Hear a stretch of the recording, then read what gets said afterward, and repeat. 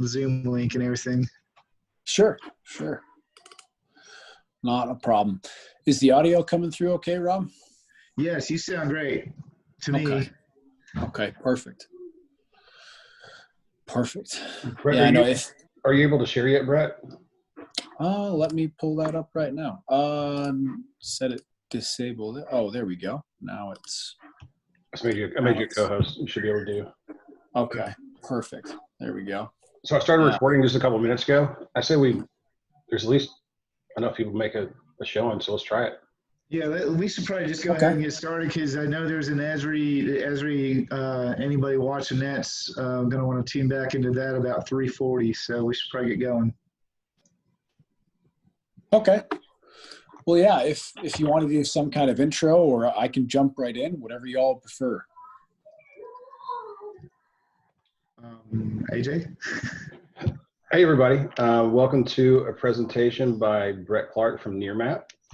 I hope you're having fun with the Esri conference. And it's not the same as it usually is, so we could probably wait a couple minutes, Brett, maybe till 3:05, and see if there's still people joining right now. So I'm excited to hear about this. We were supposed to have you back in March in person, but COVID-19 has ruined 2020 and changed everything. But if you want to kind of say hi or anything else, anybody else want to do any announcements? I know we're going to try and do another one of these in about 3 weeks. So Scott should be live on the website by this weekend, and Sean's also on the website from the last two that we did. Great. And I'm home with kids, so I've got background noise. I'm going to push mute a bunch. Yeah, you and me both. While other folks were talking, I was turning on the mute button and saying, "Hey, Daddy's on a call. Please be quiet."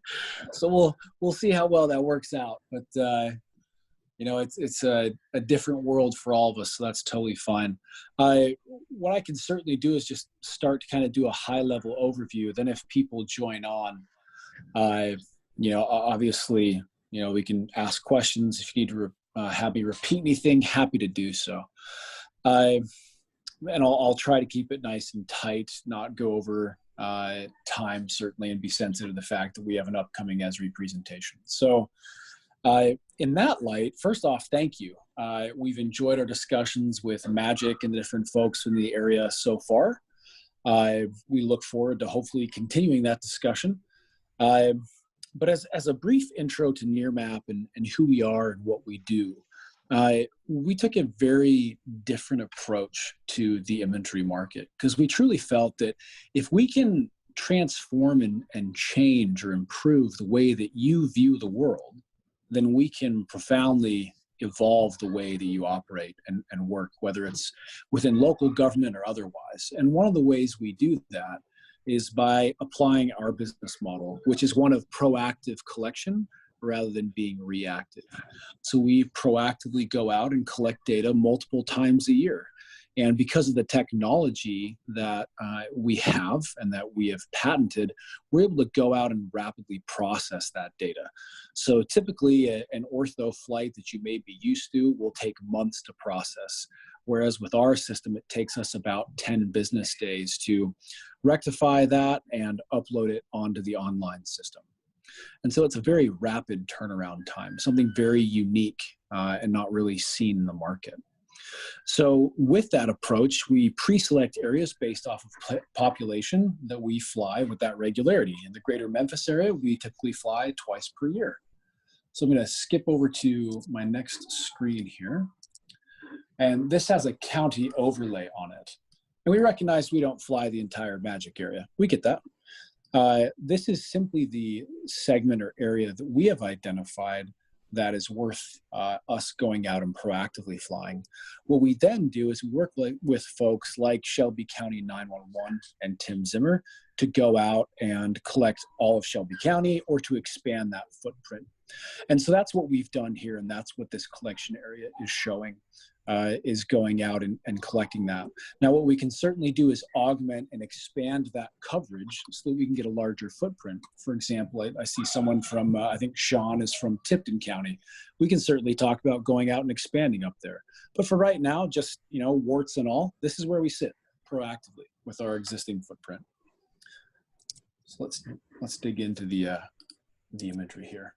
And if there's any, thank you for the chat comments. It's always good seeing those come through. If there's any comments or questions, this is less of me talking at you. I would love it to be interactive. So feel free to come off mute, interject. If you want to put something on the chat and I don't see it, if I can just ask one of my team members to come off mute and let me know what the question is, or they want to interject, that would be great. But for starters, if I turn off my road overlay here, I'm on what we call our map browser interface. This is a very basic web-based interface that allows me to more easily show you the data and give you a flavor of what it is we do here at Nearmap. Every image we collect is sub 3-inch resolution. So this image is from essentially New Year's Day 2020. And so we can come in and look at this particular area. We can see all the building materials that are there on the ground. We can see the fencing that's been put in place. You can get a sense of the pavement or sidewalk and really get a clear view of what is out there on site. This particular shot, I believe, is a 2.2-inch ortho. That's how you're able to get that kind of granularity where it appears someone was doing donuts in the intersection or something. Seeing bike lanes, we can even pull out, those are stoplights, for example. Lots of nice, clean, clear, crisp detail that you can pull out. And again, one thing to note, as I do zoom, as I share my screen, imagery quality may be deprecated a little bit and performance as well. But if you're on your own machine, this is going to be very fluid and operate very rapidly. Even if you've integrated our imagery service into a tool like ArcGIS Online or ArcMap, if you're using something like MicroStation or QGIS, we integrate directly into all of those and it'll operate at a similar speed. So this particular, great question, Michelle. I will get to that in a second as far as terrain models, okay? So remind me of that question here in a second. There's a question, by the way, for folks on the chat about if we generate terrain models. The answer is yes, and I'll show you some stuff here in a bit. To speak to how frequently we collect, though, I've pulled up a drop-down menu so you can see all of the historical collections we have in this particular area going back to the fall of 2014. Rather than going back in time with just one subset, what I want to do is click this button right here. And what I'm asking the system to do is to compare the imagery side by side. So I'm seeing on the left an image from 2014 and on the right an image from 2020. And so we can see that this particular area, this neighborhood that we were looking at, has changed significantly over the years. They've torn down lots of structures and they're starting to put in new ones. On a harder to realize level, this particular business got a new roof, which if you look back in 2014, it was sorely needed. So kudos to them for recognizing that and putting in a new roof, although it looks to already be getting some pooling starting there again. But this ability allows you to compare images side by side visually to look for changes or just to give a general sense of, wow, this landscape has really changed. It appears that these duplexes or triplexes were somewhat derelict or starting to run into bad condition just based off of the roof that we're seeing. And so the fact that they were torn down makes sense from what we can visually see. If we go through the image archive, we can select an arbitrary date and see when they started to demolish these. Okay, so there we go. So if I go back to May of 2017, we can see there's no cars in the parking lot. As I move forward, they've now torn down all the buildings, and we can watch projects like this progress over shorter periods of time. In January 2018, we bring in the demo crews. By July of 2018, we've pretty much wiped out any remnants of the previous site. As we get into January of 19, we're starting to install some new stuff. We're probably putting in new utilities and making all of those connections ready. Moving through 2019, construction begins. And now we come into 2020, construction's fully underway, and we're starting to fill out the other pieces of this particular parcel. It's this type of change and development that you can identify more easily with our content because it's constantly being updated and refreshed. So I'm gonna pause there for a second open it up for any questions that folks might have. I will address the terrain model question in a bit, but any questions in regards to what we've run through so far?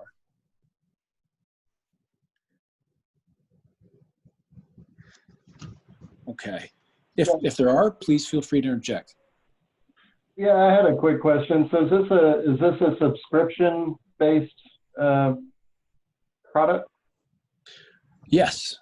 Yeah. So Okay. what we're able to do is, because we have data on the shelf, we can basically sign you up on a subscription. What we recognize, though, and I think that was Andrew asking that question, is that sometimes that word can scare local government because they worry about ownership or retention of the data. Part of our offering to government entities is we can provide an annual offline copy of the ortho imagery that you can retain in perpetuity. If there's a need to put that on some sort of public-facing site, we can provide that as well, and that's considered part of the subscription. Okay, great. Thank you. Yeah, is that kind of what you were going after? Yeah, that answers my question perfectly. Fantastic, fantastic. Yeah, great question. If there's others, please feel free to interject. So moving forward, one of the other data sets that we go out and collect, and you may be familiar with other folks that provide this kind of information, we also generate oblique data. But the way that we generate obliques is very unique. And the reason for that is we custom built our camera system. We don't buy, you know, a Leica system, stick it in a plane and call it Nearmap. We actually custom engineer all of the parts that go into making up an oblique collection system. And what we've done is we've created a tool that allows us to go out and collect a variety of view angles for any given point on the ground. So we can see that we're viewing Memphis, pretty much the greater Memphis area, from that southern perspective looking north. And ironically enough, since I've looked at this image set so many times and became familiar with the landscape, I was in a plane recently flying back from Dallas, and we flew right by Memphis. And this was pretty much the perspective that I had from the plane, looking down on the city. But it gives you this wide area angle view that you can access from all of the different perspectives. Why this is important. This is a mosaic of oblique tiles, but it makes navigation and zooming in and zooming out from areas of interest much simpler and way more fluid than perhaps other products on the market. So I can look at this church, for example, and then I can simply go down the street. You're not having issues with tiles jumping. You're not having issues with blacked out areas. Certainly if it's loading slowly, that's because of Zoom, but it's all seamless and integrated right there so that you can view and browse around. This is something that we found particularly useful for your public safety folks, where they don't really care to measure something. They just need to see the facade of a building, right? They just need to be able to inspect something, and they need to do it fast and rapidly. This is a great tool for that. When you do want to get analytical with it, however, you certainly can. So if we find, let's find a structure that's a little taller. So let's take this building right here. What we can then do is we can drop a pin and we can ask the system to pull up individual source tiles. So again, going back to the fact that we don't have a fixed angle system, we can look at a variety of images available that are not stitched and thus have no image errors. So I'm going to zoom out here. My screen's going to go dark for a second. But you can see that it's a solitary source image. And the reason for that is because it has no stitching errors, and you can then go and measure that. And that's why we've broken them out separately. So then I can go and get the height of the structure, for example. So it's approximately 30 feet. I can measure those different segments. I can get a sense of what actually is out there without ever having to go out on site. And so it can be a pretty useful tool in that regard. And that's available wherever we fly that oblique system. If I wanted to change orientations, I can certainly do so. And I can switch to the east orientation and look at this structure from a different angle. If I don't like that particular angle, it seems a little steep to me, then I can search for one that might seem better. So maybe this seems a little more gentle. I can look at that. Yeah, so that's a slightly different angle for me. Memphis is also a city of bridges. So you have several bridges going over the river. Those can often be tricky when it comes to collecting imagery. They can tend to crack or displace, something that we're seeing here. So we see that there was a stitching error there. It's constant moving water, and you just have a very narrow aspect that you're looking at. One thing that can help with that is you can access the source tiles and then switch into the vertical mode. And you'll see that from that relative ortho perspective, it's eliminated that image error because you're now looking at a source tile. So another useful feature there. So before I jump into the 3D data and more of the terrain modeling and surface modeling things, what questions from the group around obliques do y'all have?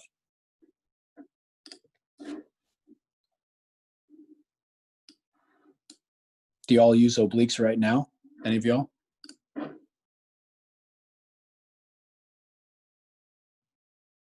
Bueller? No? I'm going to assume that you do. Not at, okay, so Michelle, not at the moment. We can certainly change that. Obliques are very useful typically from your assessors, if assessment uses it. Certainly in 3D model generation, it's useful. That's actually what we'll dive into here in a second, generating 3D models. It can be useful, like we mentioned, for public safety, needing to see the facades of buildings.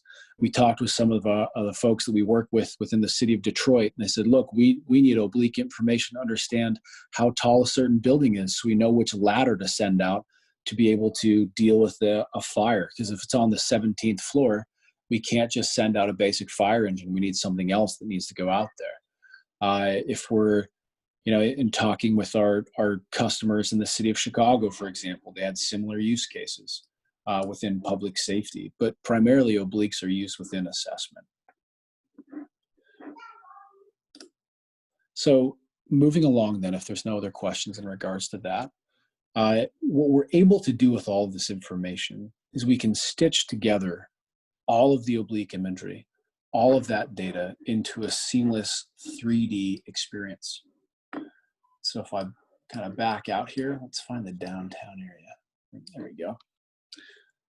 So when we take all this information, we can then stitch that together and get a true sense of the 3D built environment. This particular data set you're looking at is a sampling of our mesh data. What this, when we collect this, we're updating it every year. This is a 6-inch resolution byproduct of our oblique system. And you can see that it's rendered all of the structures based off of the XYZ data, but also all of the color information, the RGB. You get a sense of the level of detail there. Now we're going to be asking a lot of zoom, so if it's being a bit clunky on the screen share, that's why. What's significant about this, we feel, is simply the scale at which we're doing it. So if we zoom out, and I have 3 little daughters, so I like to use Disney analogies. Basically, everything the darker part touches is 3D. So that's part of our 3D kingdom, right? So everything you see there is collected in 3D. And so it's that type of scope and scale. Yeah, of course we can see a building up close, Michelle. Great question. So let's get in close and look at this particular structure. This is, I believe, the parking structure out at the airport. Depending on the facade, you can see there's a bit of a, some stitching there. That's because I think this is kind of a semi-transparent surfacing. But this would be a sampling of the type of buildings. Let's see if we can find you some other ones here. Well, this is pretty cool to see. The airport has a very unique roof shape, as we can see there. And so it's registering that. Let's actually go inside one of those divots for a second. Is it perfect? No. But it is able to tell that those are, basically a draining roof, a very unique, difficult, complex shape to register. It's from this, and you know, Michelle, thank you for being so active in the chat with your questions. It's from this that we can generate terrain data. What we're able to do is we take all of this information combined with the other data that we collect, and we're able to scrape off the buildings and other features to then provide a digital terrain model or elevation model. So a DTM/DEM. What we can also generate is a digital surface model. This will register all of the surfaces just like you're seeing here. And so that information, again, is updated once a year throughout this area and anywhere we fly and any time we fly the Oblique camera system. So I'm curious, for those that use 3D data or LiDAR right now, what are your primary use cases for that information?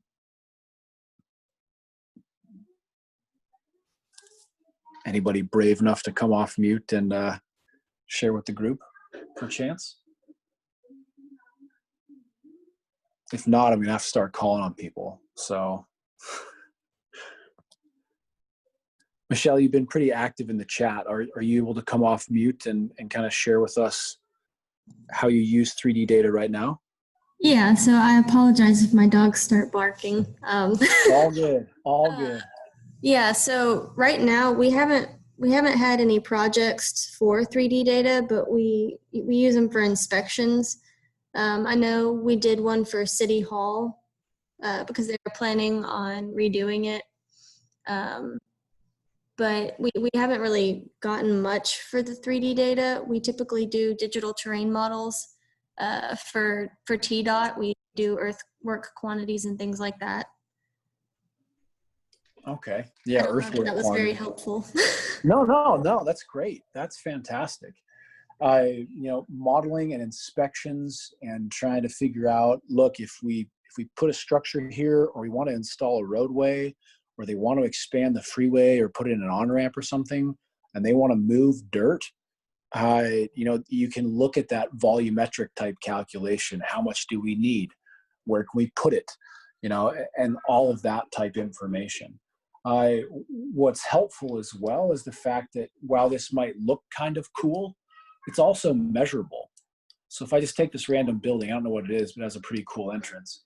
And I drop my line tool here, you'll notice that I have my standard crosshair, but there's also this circular crosshair, and it moves and kind of shifts.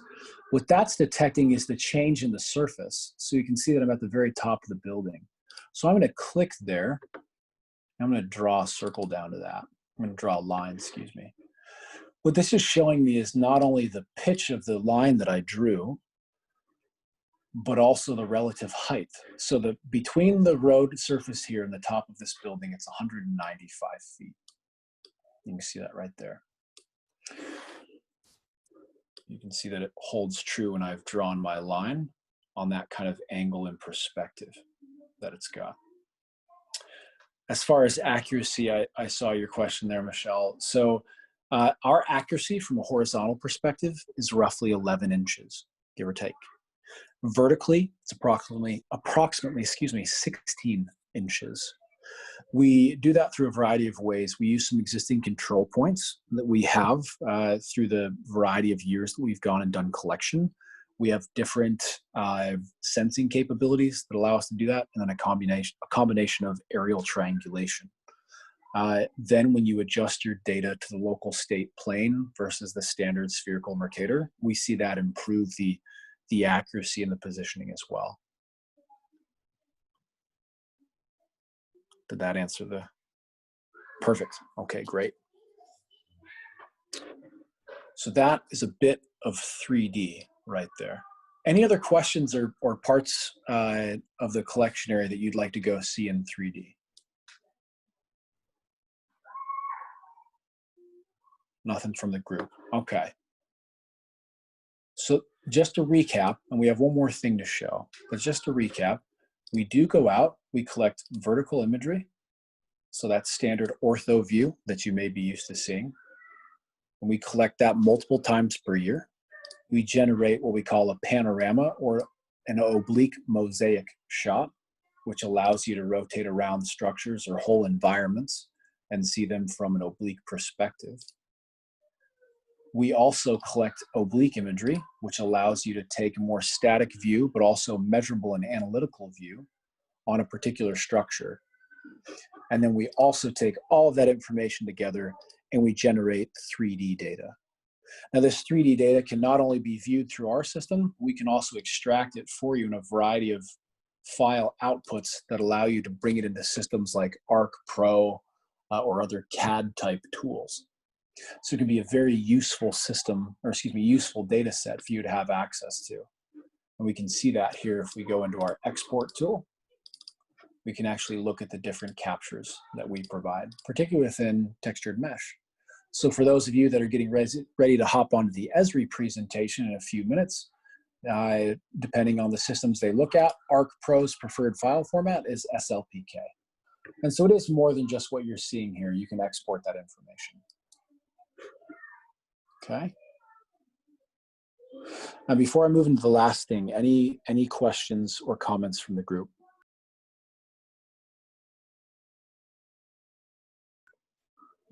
Okay, looks like we had come in. Have you done any deep learning with your imagery? Michelle, you have an uncanny ability to give me the perfect segue questions. The last thing I was going to show the group is the type of deep learning and image analysis that we have been bringing to the table. So, fantastic question for everybody on the call. I promise Michelle is not in cahoots with us. We did not plan this, but great timing on the question. One of the things that we realized years ago was that people use our imagery to extract different types of data and different types of features. And so we took a long, hard look and thought, what if we could extract those features for you?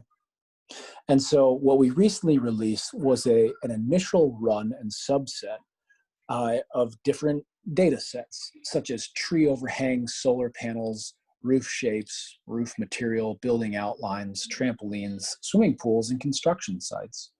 And that was our initial pass, and that was primarily driven by the residential insurance market. We have continued to push the envelope on that to extract other features. And I'm just showing some of those on the left-hand side.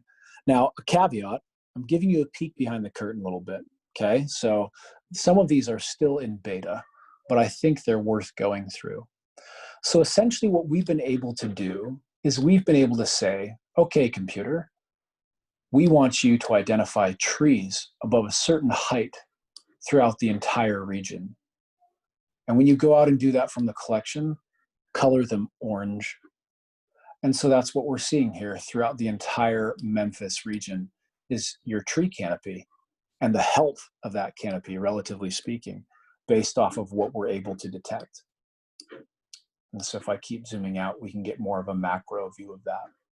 So that's going to be available anywhere that we have an image from that particular time period that we've done that extraction. NDVI. You're gonna have to remind me what that means, Michelle. NDVI, are you talking about near infrared? Digital vegetation index or some kind of vegetation index? We don't provide a vegetation index. When I meant tree canopy health, I apologize. I simply meant where trees are, where the foliage is being detected and where they're not. So and I can show you a sample of that. Let's actually go, it's going to be in a different place, but it speaks to what I'm trying to say.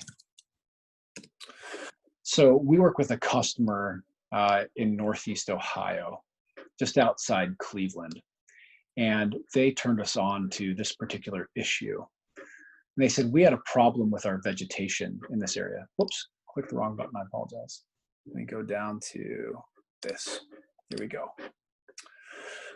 So if you notice right here in this ravine, there are some gaps. And if I bring in my lower vegetation, let's see, let me actually make that pink and then bring in very low vegetation and make that green. We can see that there's no tree canopy along this particular ravine like there should be.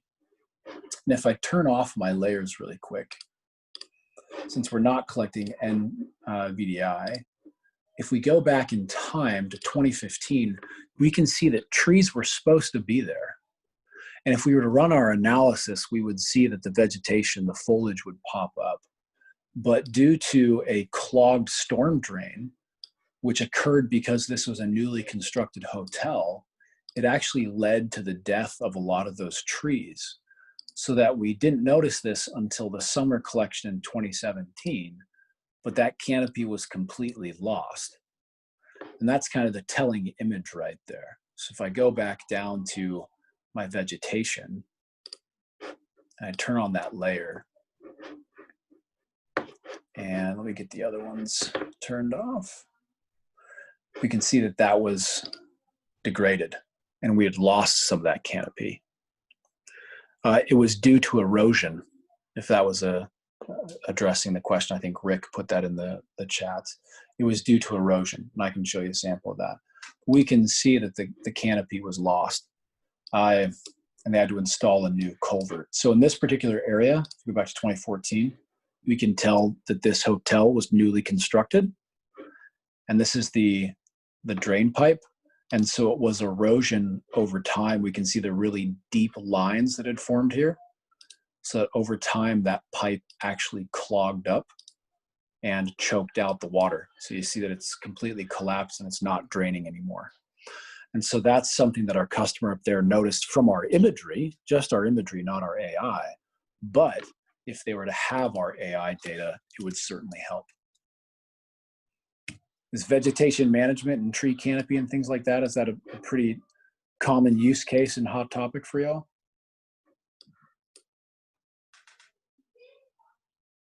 I'm guessing so based off the questions. Hey, Brett. Yeah. Just real quick, this is Tyler. There's one question that asked if it was sensitive enough to pick up overhead electric lines. I don't know if you just wanted to go over that. I was just on a call just early and we were going over this exact use case. Sure. Yeah, great question. Yeah, thank you for pointing that out. It can be sensitive enough to pick up electric lines. Please note that this is still a beta tool, this particular data set. So the electric lines are being highlighted in blue. If I kick down the background a little bit, we can look to see how accurate that might be. So yeah, it appears there's some sort of electric line there.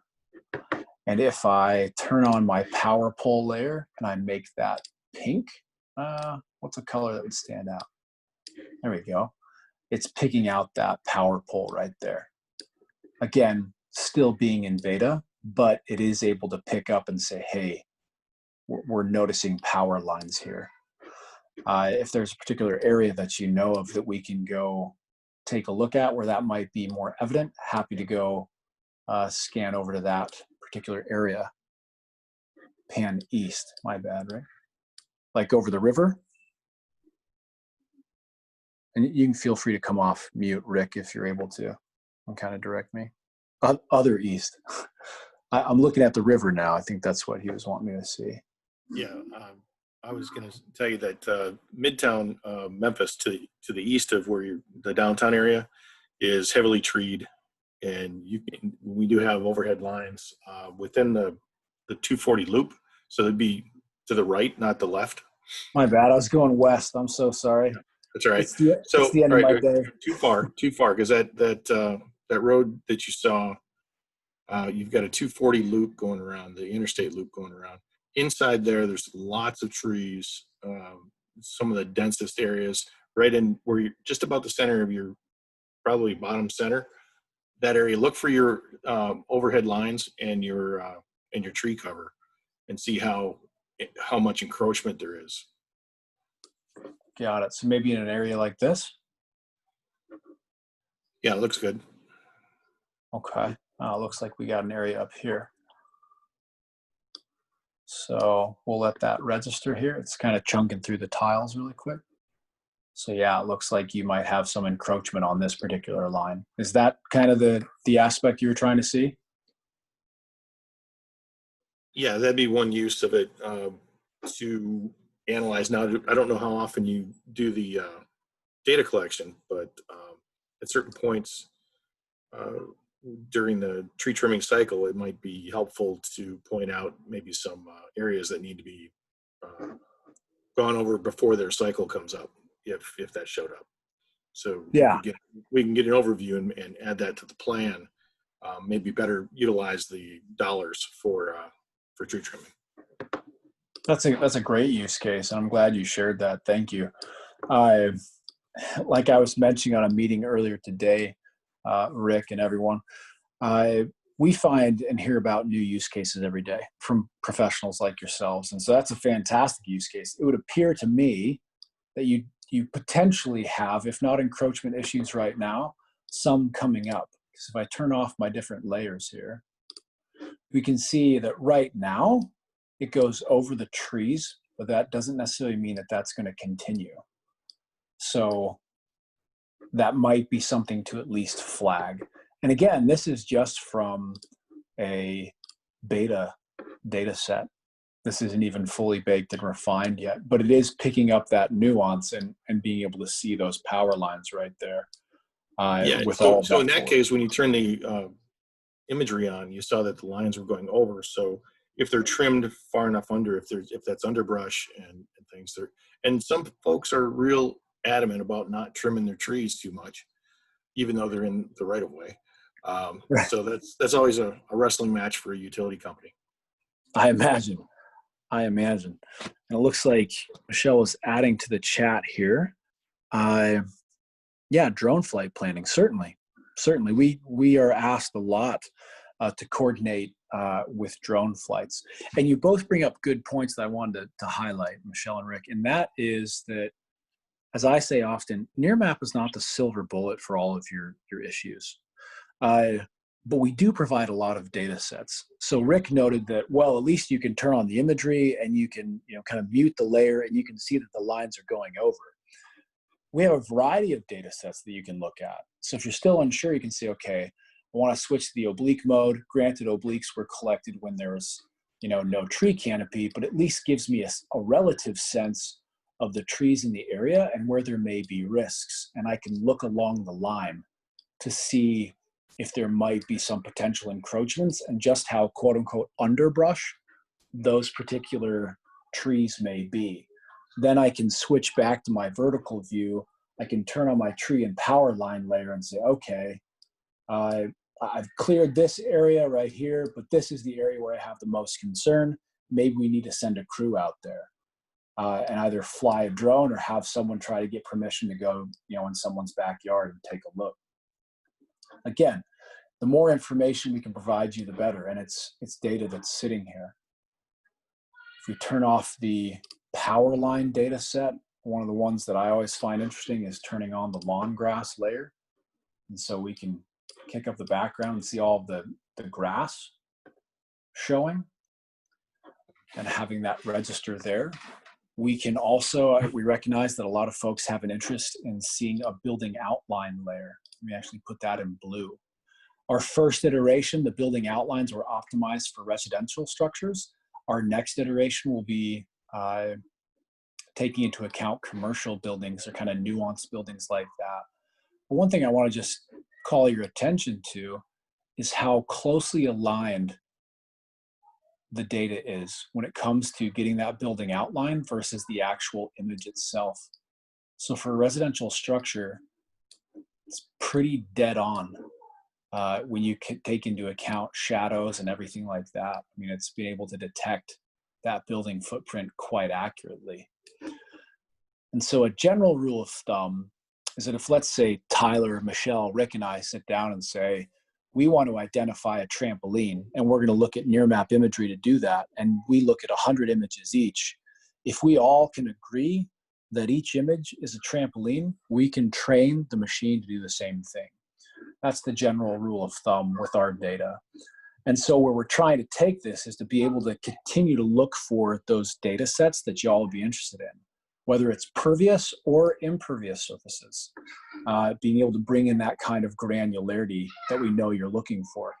So if I pull up, for example, my concrete layer and I make that pink, I can see all those sidewalks and driveways, especially if I turn off some vegetation for you. And so it's highlighting all that information. It's able to filter that out from the asphalt that it's seeing.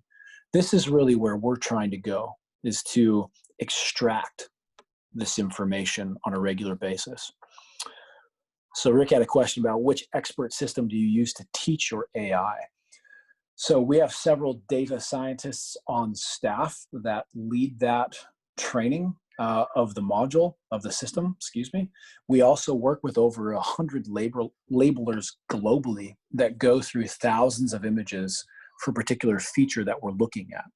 And I really liken it to, let's say you spilled some red wine on a nice white shirt at a party or something.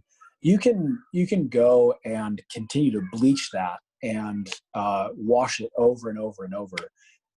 It's never really going to fully be washed out. That never happens. That's funny. It's never fully going to be washed out. There'll always be something slightly there, but you get it very close to being white again.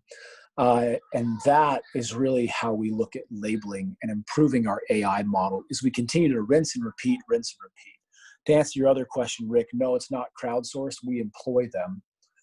And that's their key function and job, is to identify those things.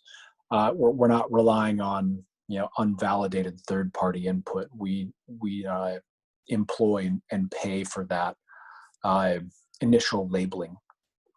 But as we continue to rinse and repeat, our building outlines get tighter, the attributes that we extract get tighter. And then beyond this, what we look to do is to work with customers like yourself. For example, Rick brought up the power lines. Hey, that's really important to us. Could you improve it? Or could you get it to this file format, et cetera, et cetera? Great, let's talk about that. Let's look at doing that. Oh, and by the way, we fly imagery twice per year. Let's look at doing that extraction twice per year and getting you that data, not just on this online platform, but in a format that you can export and more easily digest. And yes, Michelle, it's an annual subscription. Typically with local government, we do anywhere from a 1 to 5 year agreement. And we can bring in as many features or products as you want, or as few as you need, based on your budget restrictions and your data requirements. But it would be just a recurring cost. Yes, we do work with private sector. We work in the insurance space, the solar space, commercial real estate, engineering, design and planning firms, your mom and pop roofing or landscape company, as well as some household names you may be familiar with, some car manufacturers, for example, major insurance carriers that you're familiar with. We do work across all of the different sectors. That's a great question. What I'm showing here is not necessarily the export capability, but the file format that would come out of this if you're wanting to extract, for example, the building outline layer. You'll notice that within this polygon that I drew, we have nearly 3,000 parcels. If I go to extract that, I can not only get a CSV parcel rollup, but also a vector layered geo package. That's what's just sitting standard in the system. What we can do is also provide rasters if that's what folks require. But this is just giving you a flavor of the type of data we can export. Another question from Rick is, are you already flying Shelby County on a regular basis? Yes, sir.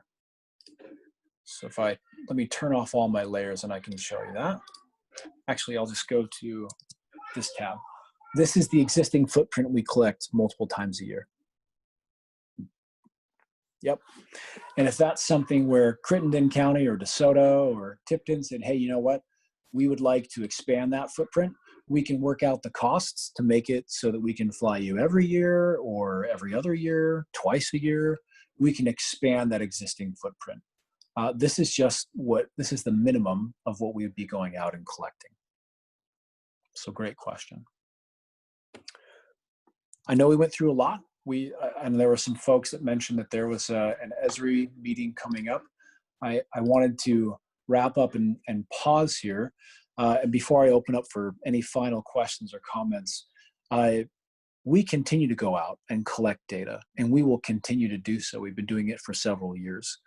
The data is sitting there. We would love to work with each of you, look at your different use cases and needs, and figure out where you might need expansion, what tools or data sets might be of use, and and explore that and continue that conversation from there. So please feel free to reach out to us directly. There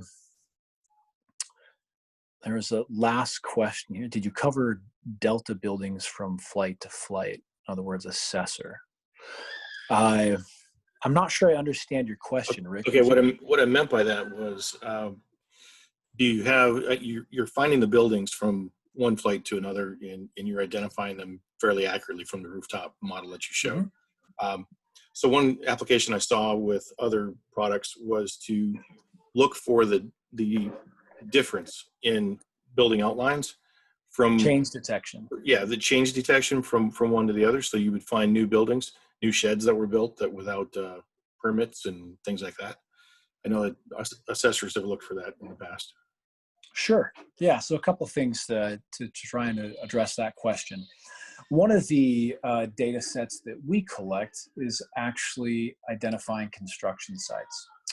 So if I kick that down and I zoom out, it's highlighting in pink, looking for construction. So if I zoom in here, this was the area we were looking at earlier. That's one way to identify it. That's a quick, rough way. So that's the first part of my response to you. The second is we do generate that building outline layer, as you mentioned. Now with this, we currently don't have a set change detection product or tool. And part of that's kind of by design, Rick, because everyone's definition of change is different. For an assessor, it might be, I want to see anything that is more than 50 square feet. That could be an extension to the deck, that could be an outbuilding, etc.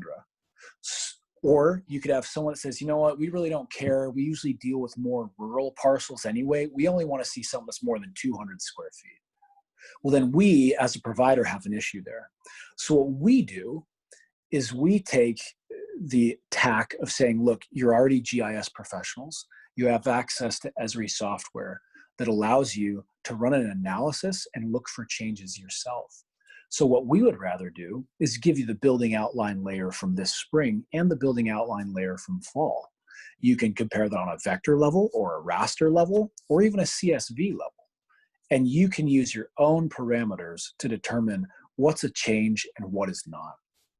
It's the same question we get when people say, hey, we're prone to flooding or to tornadoes. You know, do you fly after a major event? Okay, well, everyone's definition of catastrophe is different. Do you measure that in hail size? Is that wind speed? Is that water level? You know, it can vary, and so there's some nuance there. So when it comes to change detection, we deliver you the raw data, and we can provide some guidance on how to extract that change detection yourself. But no, we don't have a set built change detection product.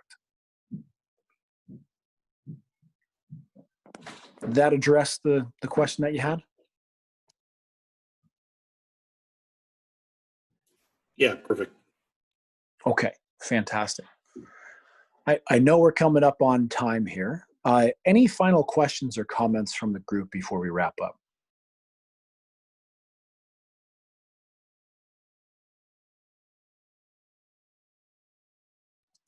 Okay. Well, if not, Tyler has already provided Tyler and Jackson's contact information in the chat. Feel free to contact them directly.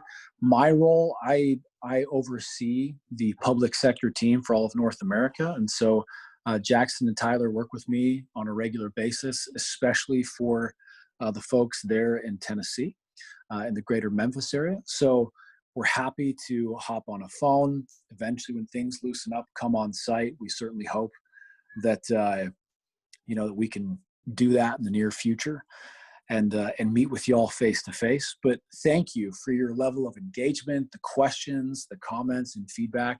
We very much appreciate that. You know, we absolutely love connecting with folks that work in the public sector. We appreciate all the work that y'all do. And we hope that this was not only informative and interesting, but something that you'd want to continue the conversation on and hopefully start using in the future. So thank you again, everyone. I appreciate your time. And I'll kick it back over to you, AJ. Hey, Brett, thank you so much, man. That was really, really good stuff. Were there any last questions? Anything else? I think we have some chat information for their contacts, but if you need Brett's contact or other people's contact, we can put that on the website or either send it out in an email. That's all my two cents. Let's go see some Great. stuff now. Thanks again, guys. That was really cool. Yeah, absolutely. I recorded it, so I will try to Brett, that was process it and get it up on our YouTube channel. Great. Thanks, Rob. Appreciate it. Thank you, AJ. Thank you, everybody. Brett, thanks, Nearmap team. Yeah, thanks. Thanks, guys. We'll see ya. Bye.